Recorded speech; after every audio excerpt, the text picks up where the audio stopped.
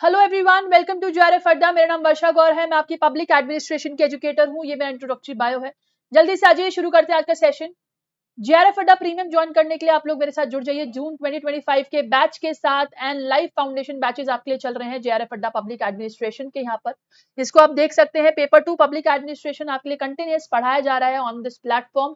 Important चीज ये है कि आज का सेशन आप लोगों के लिए डेडिकेटेड है, specially how I qualified UGC net in my first attempt. इसके ऊपर बात करते हैं क्योंकि बहुत सारे लोग पूछते हैं कि मैम आपकी स्ट्रैटेजी क्या है, मैम आपके हिसाब से उस टाइम में कैसा पेपर आता था। हालांकि ऐसा नहीं है कि अभी 2 साल पहले ही हम लोगों ने क्वालिफाई करा है, but it was my first attempt and it was my the very first attempt कि हाँ भाई हो कि क्वालिफाई करा है अच्छे से।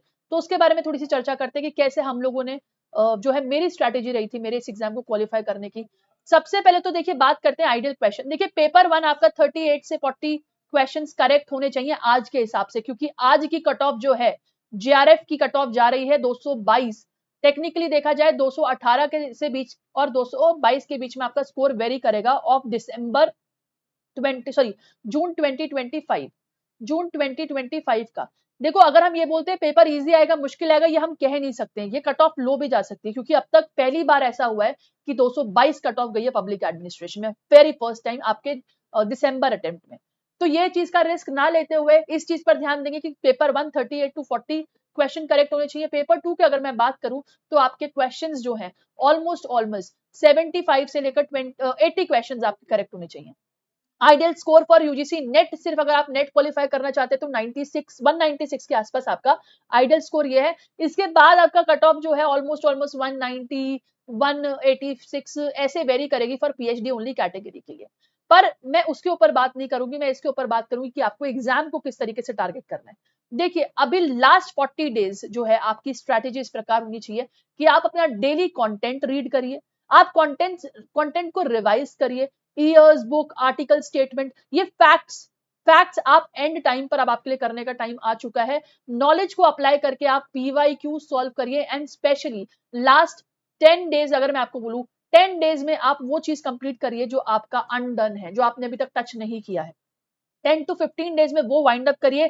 एंड का 1 महीना सिर्फ कंप्लीट रिवीजन के लिए होना चाहिए और पीवाईक्यू प्रैक्टिस के लिए होना चाहिए। That is it. Mock test भी मत लगाओ, सिर्फ पीवाईक्यूज लगाओ, लगातार लगाओ और रिवाइज करो। इस तरीके से आप अपनी प्रिपरेशन को बूस्ट कर सकते हो, इनहांस कर सकते हो। एक फाइनल मूवमेंट पर्सनल टिप्स जरूर दूंगी मैं।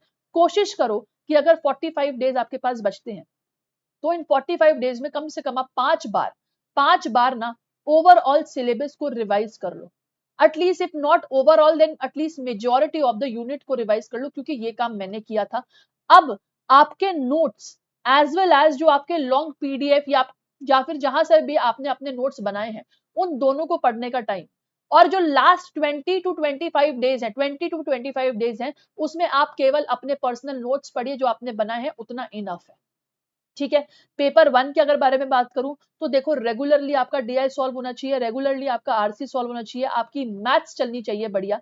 इंपॉर्टेंट चीज ये है कि आप लोगों को इस चीज पर ध्यान देना होगा कि आप जितना पीवाईक्यू सेट लगाएंगे उतने आप लोग सिलेबस से टच्ड रहेंगे। इस चीज को आप ध्यान में रखिए।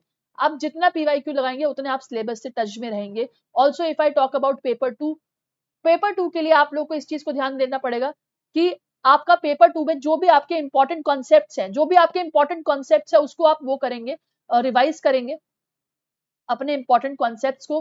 क्योंकि आपसे एडमिनिस्ट्रेटिव थिंकर्स हो गया, चाहे वो आपकी इंडियन एडमिनिस्ट्रेटिव यूनिट हो गई, चाहे वो आपके क्या कहते हैं आपके अगर मैं बात करूं तो लोकल बॉडीज हो गई, अर्बन लोकल बॉडीज हो गई, आपके गुड गवर्नेंस या फिर आपकी स्कीम्स आपकी इनिशिएटिव्स हो गए, आप इनको नहीं छोड़ सकते हैं।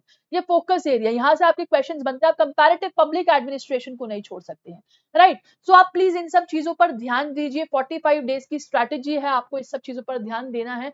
एंड कोशिश करके देखिए लास्ट 45 डेज है, बस यही एकमात्र आपके दिन ऐसे बचते हैं।